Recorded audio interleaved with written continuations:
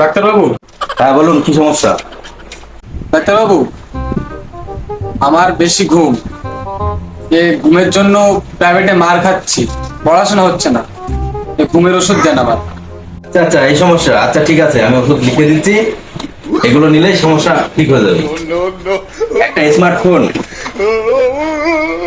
ওর সঙ্গে Facebook, YouTube, Messenger সব install করে নিলে মোটামুটি রোগের সমাধান হয়ে যাবে। ঠিক আছে? এগুলো খেলে ঠিক হয়ে যাবে? আচ্ছা আচ্ছা, লিখে দেন তাহলে। ঠিক আছে, ঠিক আছে।